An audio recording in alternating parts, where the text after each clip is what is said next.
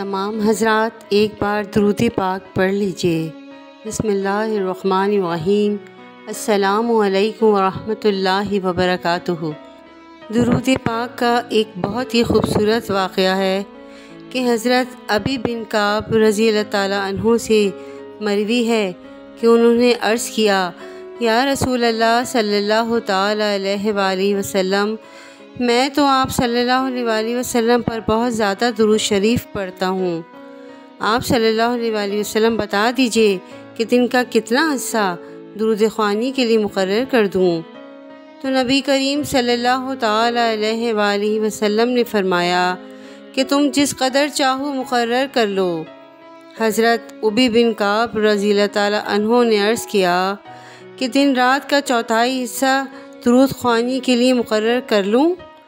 تو سرکار صلی اللہ تعالیٰ علیہ وآلہ وسلم نے فرمایا، تم جس قدر چاہو مقرر کر لو۔ اگر تم چوتھائی سے زیادہ حصہ مقرر کر لو گے تو تمہارے لیے بہتر ہی ہوگا۔ حضرت ابی بن کعب رضی اللہ تعالیٰ عنہ نے عرض کیا کہ میں دن رات کا نصف حصہ درود خوانی کے لیے مقرر کر لوں؟ تو حضور صلی اللہ علیہ وآلہ وسلم نے فرمایا کہ تم جتنا چاہو مقرر کر لو، اور اگر تم اس سے بھی زیادہ وقت مقرر کر لو گے تو تمہارے لیے بہتر ہی ہوگا۔ تو حضرت ابی بن کعب رضی اللہ تعالیٰ عنہ نے فرمایا کہ دن رات کا 2/3 مقرر کر لوں؟ تو حضور صلی اللہ تعالیٰ علیہ وآلہ وسلم نے فرمایا کہ تم جتنا چاہو وقت مقرر کر لو، اور اگر تم اس سے بھی زیادہ وقت مقرر کرو گے تو تمہارے لیے بہتر ہی ہوگا۔ تو حضرت ابی بن کعب رضی اللہ تعالیٰ عنہ نے عرض کیا، میں دن رات کا کل حصہ درود خوانی ہی میں خرچ کروں گا۔ تو سرکار صلی اللہ تعالیٰ علیہ وآلہ وسلم نے ارشاد فرمایا کہ اگر ایسا کرو گے تو درود شریف تمہاری تمام فکروں اور غموں کو دور کرنے کے لیے کافی ہو جائے گا، اور تمہاری تمام گناہوں کے لیے کفارہ ہو جائے گا۔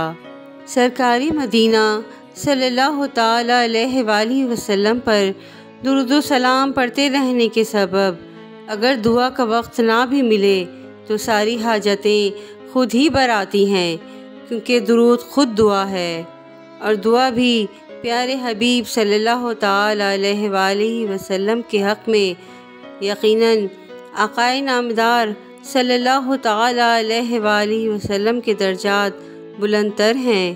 آپ صلی اللہ تعالیٰ علیہ وآلہ وسلم کو ہماری دعا کی حاجت نہیں، مگر ہم آقا صلی اللہ تعالیٰ علیہ وآلہ وسلم کے لیے دعائیں مانگیں گے تو یقیناً سرکار صلی اللہ تعالیٰ علیہ وآلہ وسلم ہمیں محروم نہیں چھوڑیں گے۔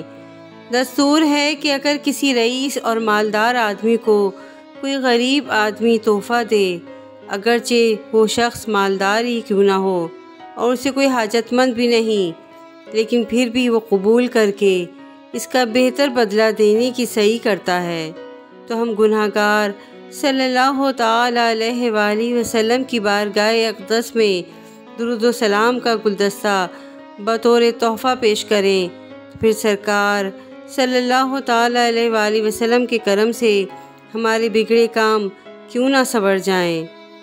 خصوصی اہتمام کے ساتھ تعظیم مصطفیٰ صلی اللہ علیہ وآلہ وسلم کی نیت سے ہم سے جتنا بھی ہو سکے درود پاک کی کثرت کرنی چاہیے۔